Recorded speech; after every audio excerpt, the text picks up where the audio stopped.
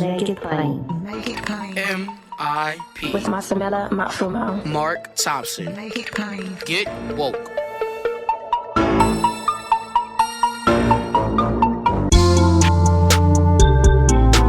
God bless you. Get woke. Folks, MIP is now COVID-free, meaning free to all subscribers as we navigate this pandemic. We're thinking about everyone, and we've got to get through this together. So for a limited time, no fee to subscribe to Make It Plain on your favorite podcast app.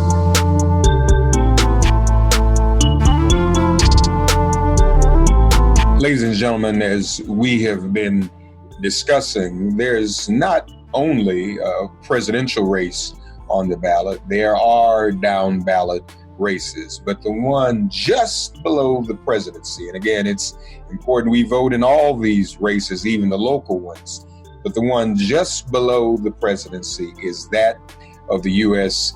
Senate. We got to talk about the Black Belt, and we've got to talk about Mississippi. Our brother is running once again for Senate, and it's high time we made history in Mississippi. We have the numbers to do it, but let's see if we can get around some of those other obstacles. And he's going to tell us how to get around those obstacles and elect him to the U.S. Senate. We welcome Mike Espy, Democratic nominee for Senate in the state of Mississippi. Hey, brother, how are you, man? Hey, Mark, I'm doing well. How are you, sir? I'm good. Are you all get any of this tropical storm around there? No, it veered to the northeast, so it's just traversing along the coastal area, South Carolina, North Carolina. So we missed it. We didn't even get any rain. We need some rain. It's just hot here. So that's a shift. A change. I'm getting the tropical storm here in New York, and Mississippi isn't. So God bless y'all. I'm glad it passed y'all. Well, maybe I'll go get a Sharpie and maybe I can draw it. It includes Mississippi, but we don't want to do that. Right, get a Sharpie. That's right. We're all about the truth. We're all about science and not misleading anybody. That's right. How is Mississippi handling the COVID crisis?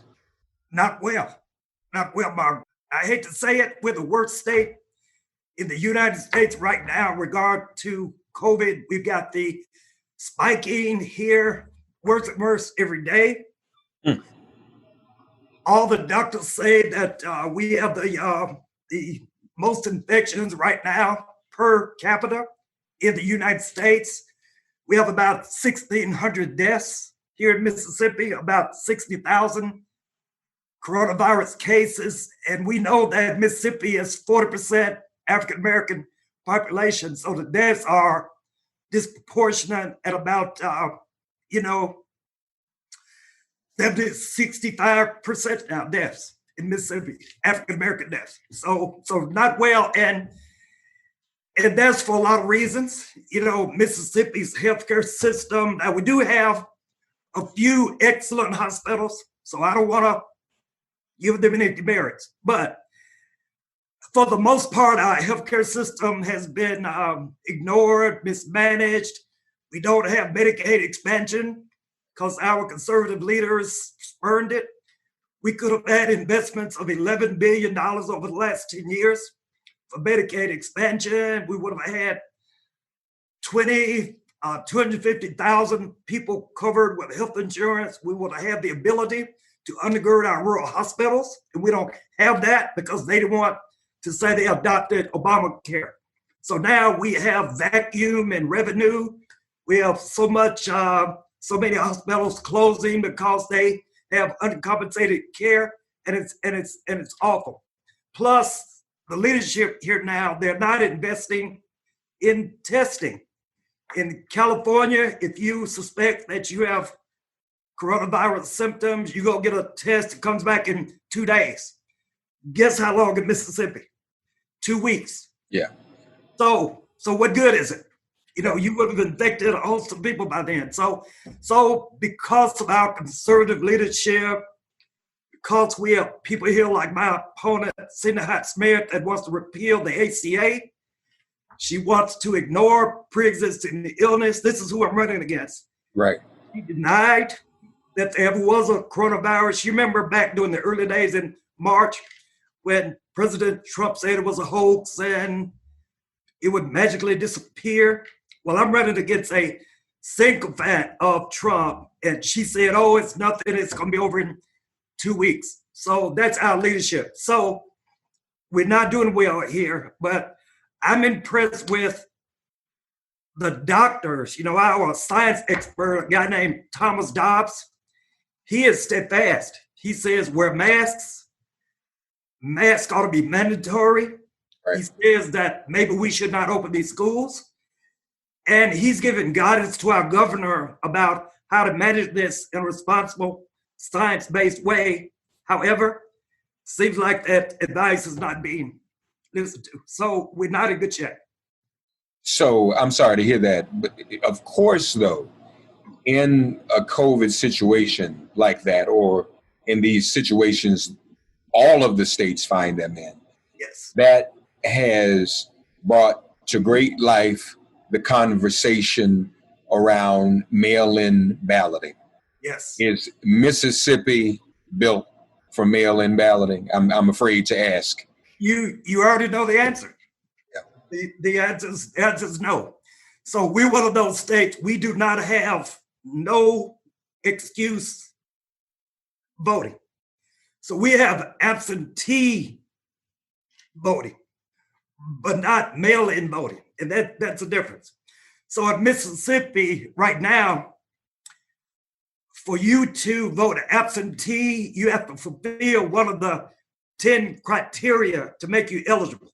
You know, like I'm in the military, I'll be on vacation, I'm sick, and so forth. So there are 10 criteria that you must comply with and have your excuse reviewed by the circuit clerk. So let's take, for example, when I ran before, I ran before. Yes. In November 27th, 2018, we got 47% of the vote, okay? Right. Now, that was 2 days after Thanksgiving. So in the general election, Senator Hyde-Smith and I were neck and neck. So 3 weeks later, there was a runoff between the two of us. It took the circuit clerks of Mississippi 2.5 weeks to print a ballot with 2 names on it. So then in Mississippi, if you want to vote, you have to send an application to the county circuit clerk, and that application has to be notarized by a notary public. So think about a rural person, maybe without transportation. They have to go and write for the application, say, I want to vote absentee. Then they got to go and get somebody to notarize it. Then they've got to mail it to the circuit clerk. Circuit clerk has to look at it and certify whether the reason you're giving is one that qualifies under the statute. And then they mail you the ballot. It's got 2 names on it. Then when you get the ballot in the mail, you got to mark it, send it back, notarized, right? And so then there were thousands. They talk about Stacey Abrams, she won. Yeah. There were thousands of ballots coming back to the circuit clerk's office for Mike Espy that were not counted because in Mississippi, that absentee ballot has to make it physically the day before the election. So that was the 26th of November. All those ballots had to be in the 26th of November instead of the 27th. So they were not counted. So you understand? Yeah. So all of that effort to qualify for absentee balloting, arduous and onerous, and I think discriminatory, if you will. Still, there were people voted for SP. We got 47% of the vote. Now, the legislature did make some changes recently. Okay. So now there are 11 reasons. So the 11th one is that I have COVID or I have symptoms of COVID. Okay. It's got to be certified by a doctor. So yes, sir. Now, so that's at least one thing. And then the other thing is that your ballot now can be postmarked the day of the election. So November 3rd, if you want to vote absentee in Mississippi and you have COVID, I think you do, instead of rushing to get your ballot notarized to get it in the day before, you can get it in the day of, 5 days later. Okay. Well, that's something, but that's all they did. That's all they did. In that case, then, we are probably looking at how to get people to the polls then on Early. November 3rd. I mean, there's really no way around it. We have early direct voting. So it starts September 30th. So people can physically go in to the circuit clerk's office personally and vote and mark their ballot. Then they're held and counted November 3rd. So that's what we're banking on. So you know, Mississippi, we have the largest number of registered voters, African American per capita, of any state in the nation, right? But there are income issues, transportation issues, all of that. So the goal of our campaign is to build the largest, widest, deepest, most robust get out the vote system in Mississippi's history. We have to do that because, Mark, I'll get 99% of the black vote. I did in '86 when I was the first black congressman from Mississippi. I got it 18 months ago when I ran for the Senate in the same seat, and I'm going to get it this time. So if the black voters get to the polls, they'll vote for me. It's just a matter of getting there or being infrequent. You know, we've identified 100,000 black voters. They've not voted for anyone since Obama 2008 in Mississippi. So they didn't vote for Hillary Clinton. They didn't vote for me 18 months ago. And it's a matter of education, information. It's a matter of not feeling connected to the election. You know, why should I vote when there's no material benefit for me that I can see? You know, so it's our job for a campaign to connect this remarkable opportunity with a material impact in their life. You know, here's how you get a job. Here's how you get to a GED. Here's how you get more job training. Here's how you get Medicaid expansion. Here's how you make more money. Here's how you can apply for a house. You know, there's so many that just don't believe that voting period means anything for them because they've seen no benefit. So it's our job as a campaign to make sure that in this COVID environment, I believe in the $600 increase for unemployment. I believe in expanding food stamps. I believe in science. I believe in money for schools and hospitals. I believe in going to the Mississippi Delta and connecting them to jobs. So it's our job to say, okay, we got this opportunity. Mike Espy can win. I got 47% of the vote 18 months ago. I got 99% of the vote. I would have won if you had come out. Okay, why didn't you come out? So that's our job. What? So you said 100,000. I'm just doing a little math in my head, Mike. What was the numeric difference between you and Cindy Hyde-Smith? Was it 100,000 or less? No, the numeric difference between me getting the 50% plus one was 36,000 votes. Oh. Yes. If I got 36,000 votes more, it would have been 47 and 3 plus 1 is Mike Espy in the Senate. And there are 100,000 who have not voted. Infrequent voters since 2008. So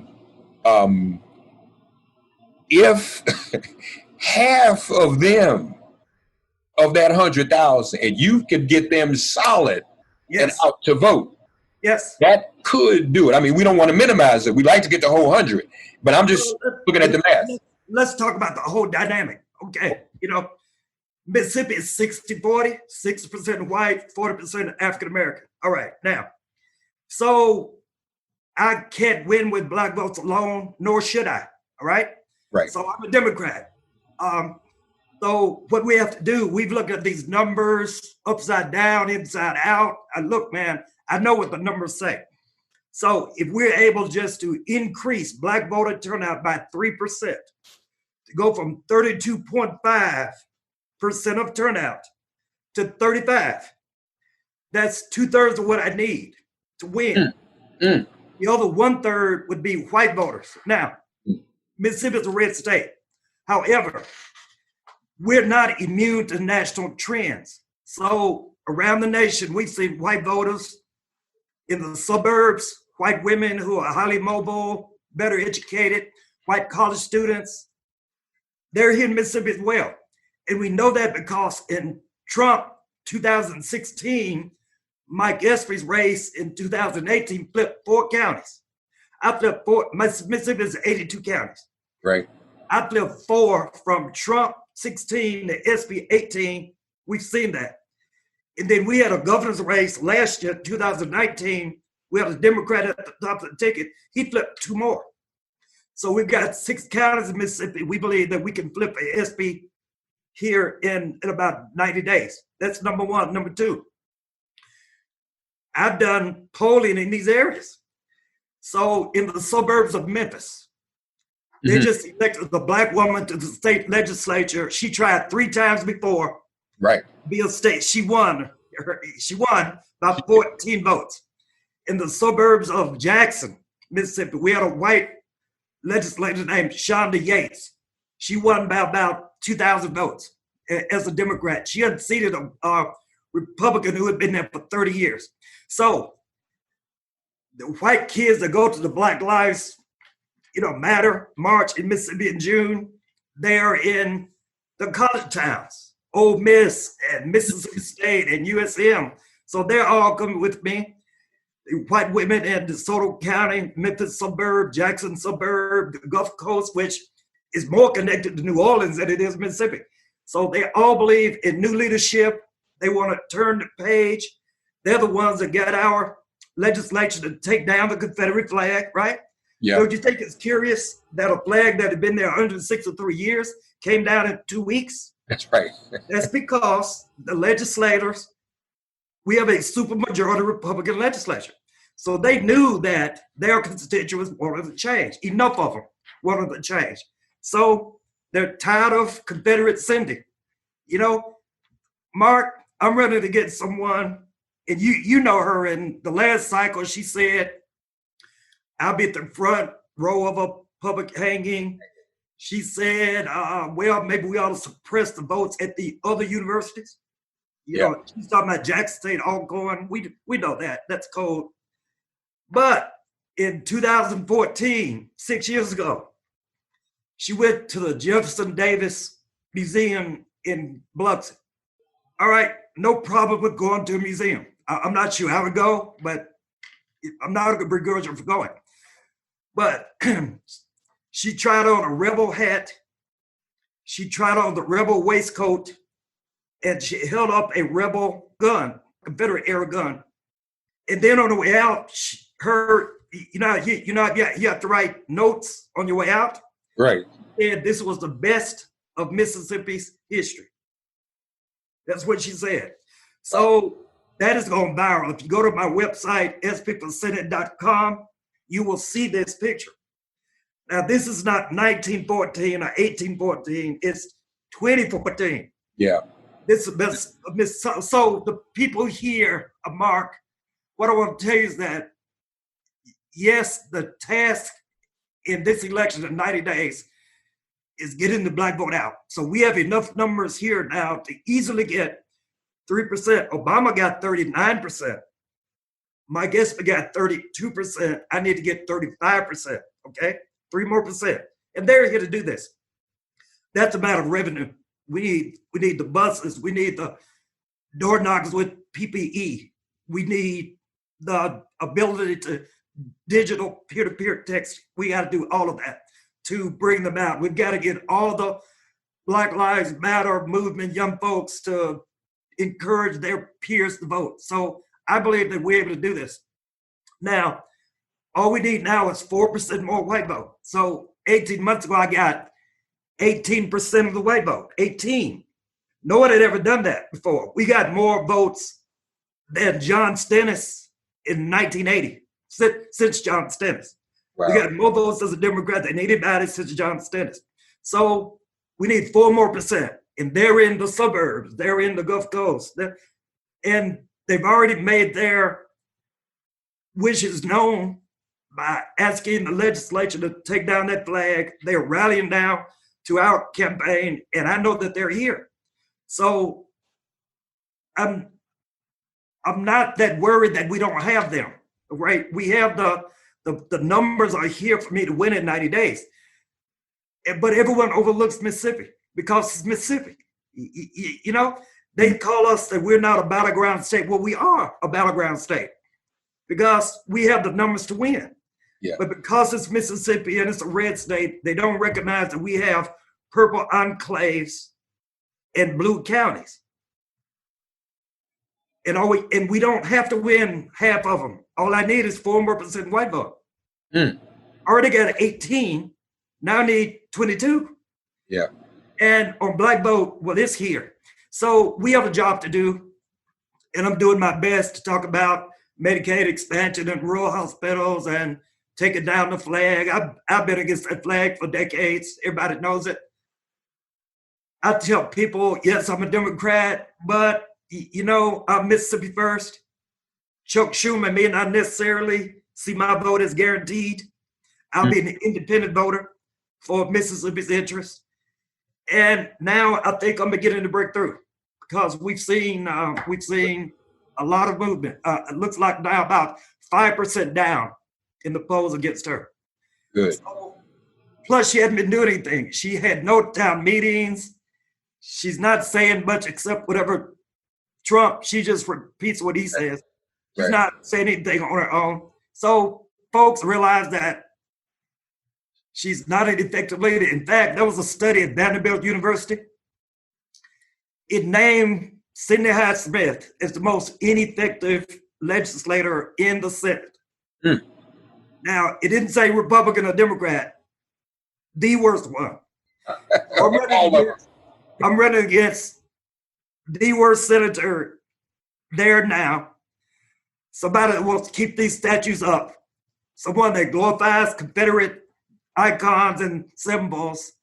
Someone that wants to gut the ACA. Someone that's against pre-existing illness. And that's against the vested interests of white rural Mississippians. Why would you want your rural hospital to close? That's the core economic linchpin in your county. Why? Yeah. So what I'm going to them, I said, look, after Medicaid expansion, right. Okay, it's called Obamacare, okay. I don't care what it's called. The thing is, why don't you want it? Because when you go to the ER, you might surprise yourself that ER you need is closed. All right? Why would you want a hospital that has uncompensated care that where the dollars could have come 90% from the federal government that you don't want, plus California and Massachusetts and all these blue states that you condemn, they have Medicaid expansion that you're paying for from your tax dollars. Yeah. So why don't you want it for yourself? Why do you want to cut your nose off to spite your face? So I'm out there. We've had 40 Zoom meetings. Yeah. In the last 2 months. And a lot of them are white voters. So what I'm telling you is this, the numbers are here. Yeah, yeah. We don't have to admit another black person. We don't have to register another black person. We know where they are, we know where they live, we have to get them out. And I need revenue to do that. And then as far as white persuasion, a stalwart Trump voter, not one of them has to vote for me. I wish they would, but I'm not disabusing myself that they will. We don't need them.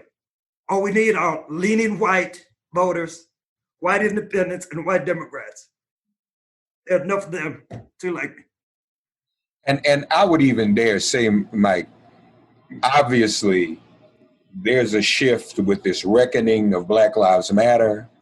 I mean, white folk that you and I know who have even been liberal were changed when they saw Ahmaud Arbery and George Floyd. and you were we were a captive audience at home because of the pandemic. Yes. I mean, that really affected even white people. But you know what else I bet, Mike? I wouldn't be surprised if there aren't a handful, at least, of white folk in Mississippi, seniors, Yes, who were not feeling this argument that they should sacrifice their lives for the good of the economy, as Yep. Trump and Fox were saying. I don't think every senior white person in Mississippi is going along with that. I'm going to be honest with you. When he said it's going to magically disappear, it's going to be over by Easter or Right. Democratic hoax, all you had to do was wait 3 weeks to see things spike. And so even they're saying, wait now.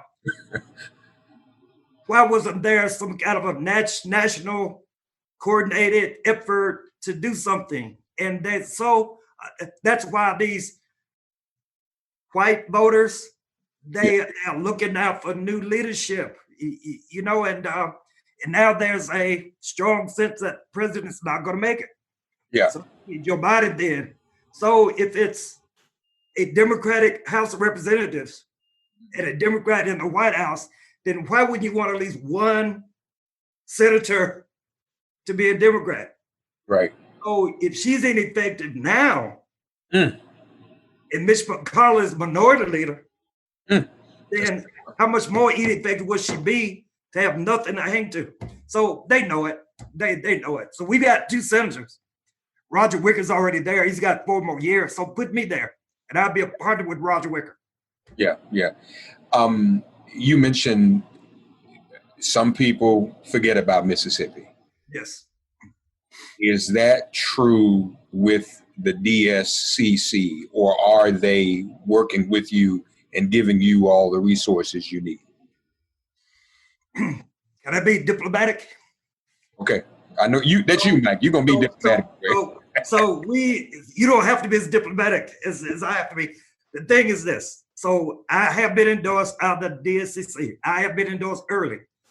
I speak with Senator Schumer quite often, and he encouraged me to run again. So that's great. Okay. But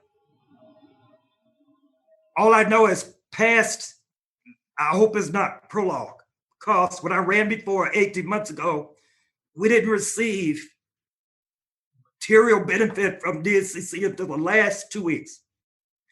We got we got some money, but it wasn't enough to do what we had to do, and it did not come early. When I told you 36,000 votes, if we'd received money from the DSC earlier, then those votes are here in Jackson. Jackson is our urban center. Jackson had a 70% turnout for Espy, 70.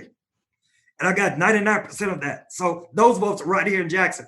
So, but the money we got, it came so late, I could only put it on television. We didn't have a chance to deploy the money in the field where we needed. So all I can say is that I have been endorsed. I appreciate that endorsement. Haven't seen the money. Haven't seen it yet. Yeah. Haven't seen it yet. I would love to see it. And we could pick up a seat that might be a surprise to them. Yeah. They don't believe whites would vote for a Democrat. But I'm telling you, they will. We got 18% already. We only had 6 months to run before. And then if there were ever a time when they would, it's now. I mean, we can't foresee that 4 years from now, but we know today, in this moment of reckoning, if there is the sliver of a chance, and in this moment of pandemic, you exploit that now, I would think. You know, right?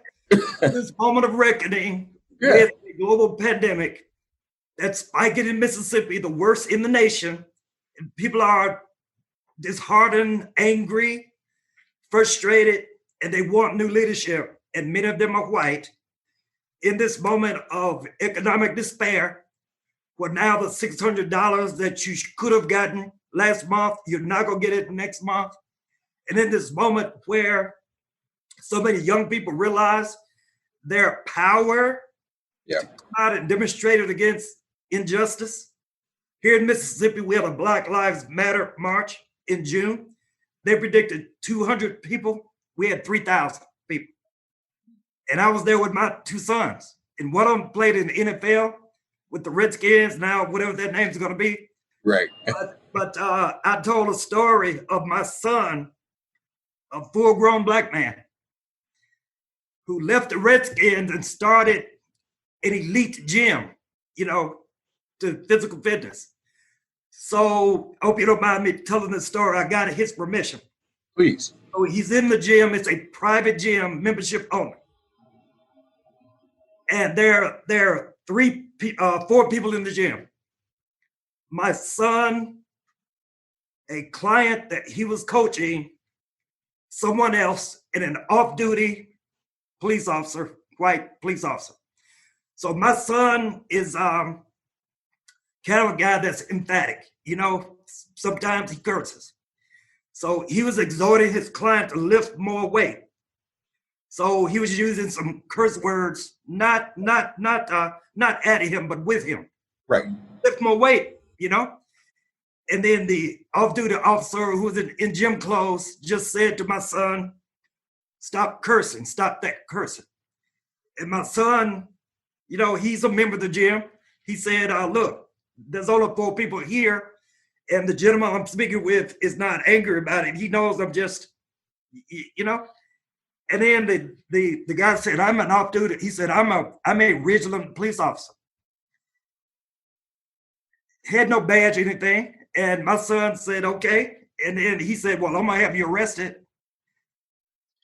And then my son said, well, do it then. Maybe shouldn't have said that because he did it. So 30 minutes later, these police cruisers, all screeching to the gym, they arrest my son, handcuff him, put him in the cruiser, take him to jail, Ridgeland jail. He's there overnight for cursing in a private gym where he's a member. So I tell that story. I say, so his father was a congressman. His father was a cabinet secretary. His father ran for U.S. Senate. And none of that matters. Right. And it's not that I'm somebody. It's just saying that this is a universal injustice. So they certainly would do it to you. They did it to an NFL professional football player. So these folks now understand how systemic this is, how widespread this is, and how it doesn't ignore anyone regardless of station in life or what they did before. And so this is the power they know. They have to change it. That's why we had 3,000 people instead of the 200. So I was out there marching with my son and my other son and my wife, and I saw passion, enthusiasm, spirit, and I saw that they realized that the change they want can be manifested in 90 days if they just come to vote. Yeah. So that's why I am agreeing with you. In this environment, global pandemic, Mississippi is the worst because of faulty leadership at the national level and even the state level here, that we want to change.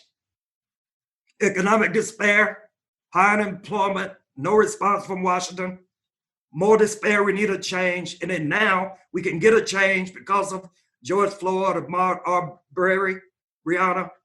They know, they see examples of systemic racism. We can change it. And so all of this now is just building here in Mississippi, is gestating, and I believe it's going to inure to our benefit in 90 days.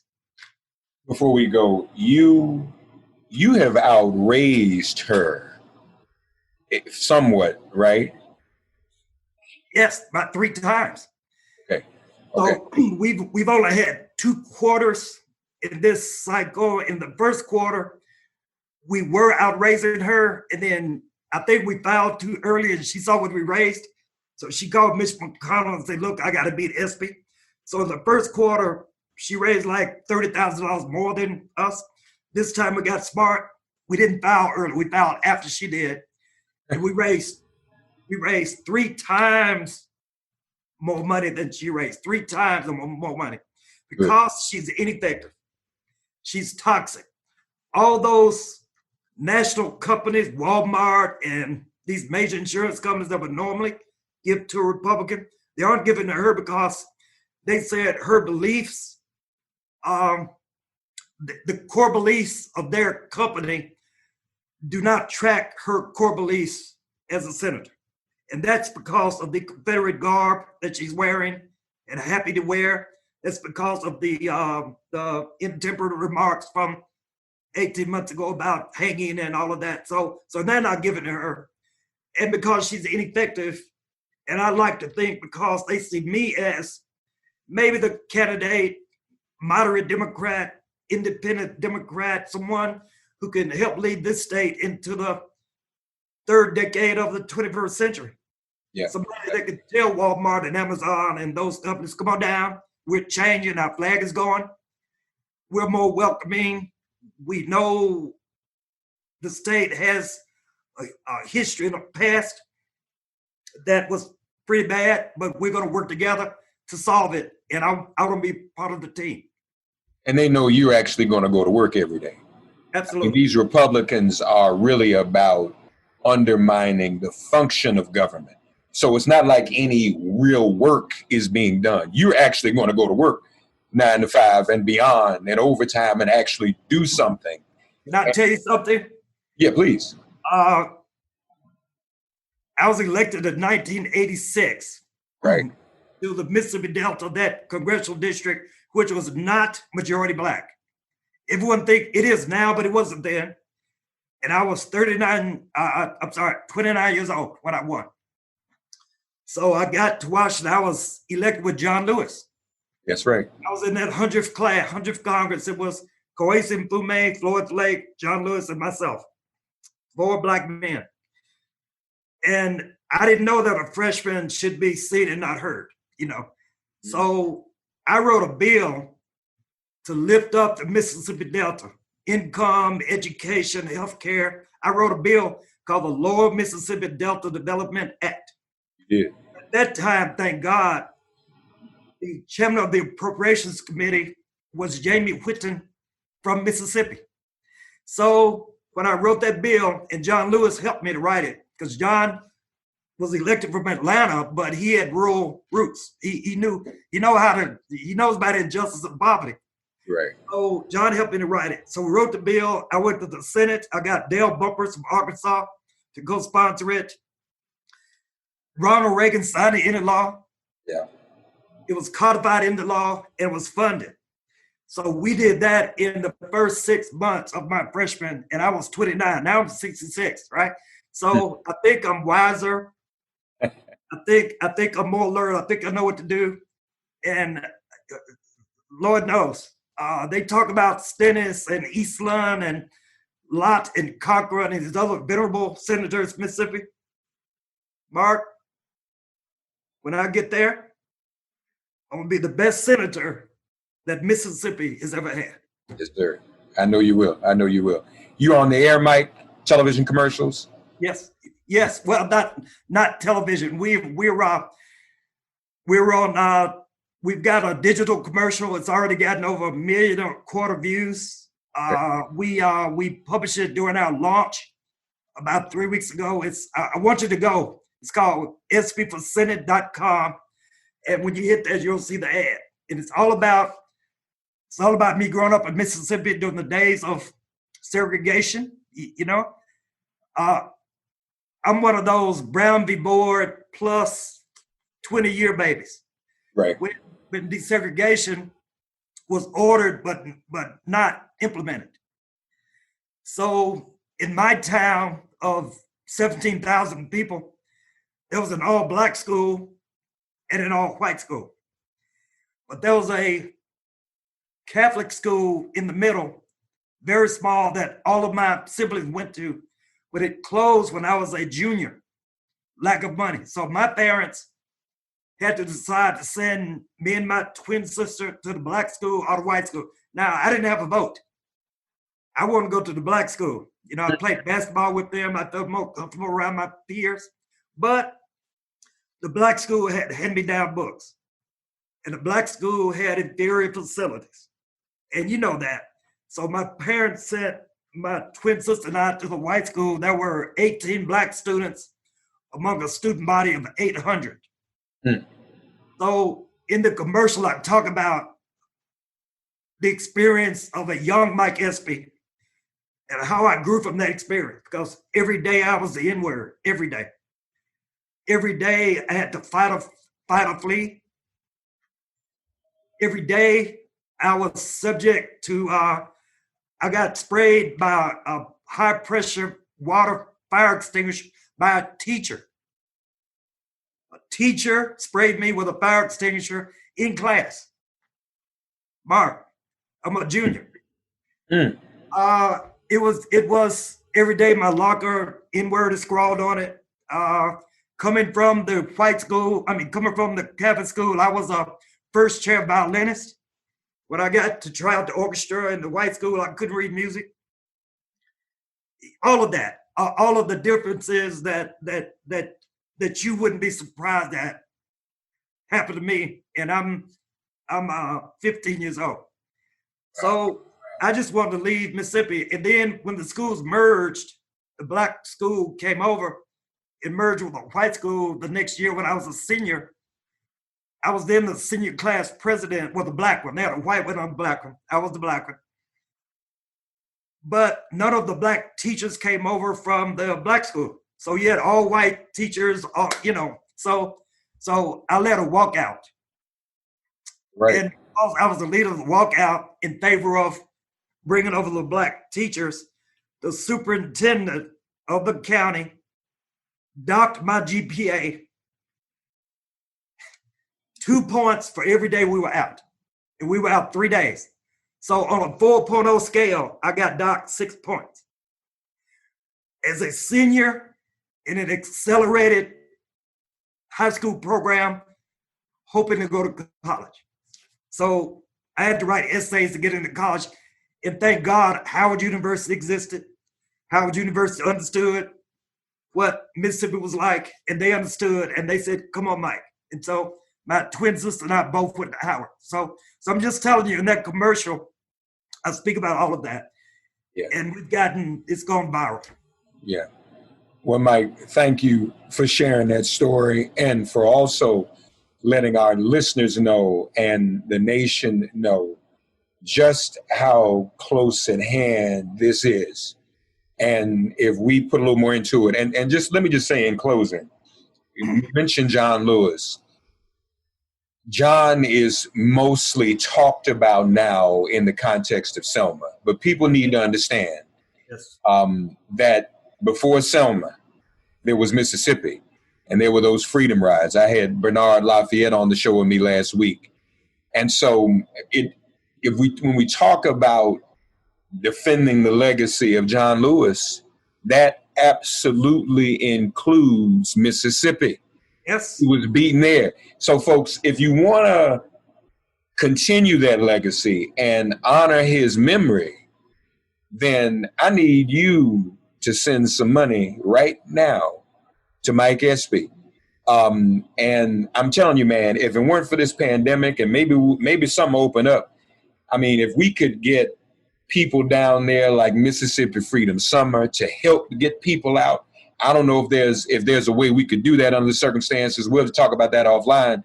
But in the meantime, folks, give Mike Espy some money. He's laid out these numbers for us. Another one of your homeboys. You know, I was raised in DC politics. Yes. And Marion taught all us young guys how to count, Mike. That's why I asked you that. Yes. Marion, no matter what you say about Marion, he could count. Yes. So when you do those numbers, you know, that was true to his heart and form. So folks, if we talk about these percentage points, these are not great big numbers. At this moment, if we ever had a chance to make a move in Mississippi, it is now. Strike while the iron is hot. Yes. We invite all of you to go to espyforsenate.com. Please, folks, espyforsenate.com. Former secretary, former congressman, it's an honor to speak with you. This won't be the last time. And anything we can do online or offline to help me, this would be such a major victory for our soul, for our self-esteem, for the whole country and the state of Mississippi. It would just feel good for that to happen, and to get behind that cotton curtain and make it happen. Yes, So, brother, we with you, man. Thank you. Thank you so much. I appreciate the interview, and be blessed. Yes, sir. Thank you, Mike. Thank you. Bye-bye. God, you are our refuge. Send our ancestors to guard our doors. Cast out this virus from our communities and our bodies. Heal, bless, and protect everyone listening and their loved ones. Thank you for listening to Make It Plain and Get Woke. Remember to listen, like, and subscribe on Apple Podcasts, Spotify, and wherever you get your podcasts. If all minds are clear, it has been made plain.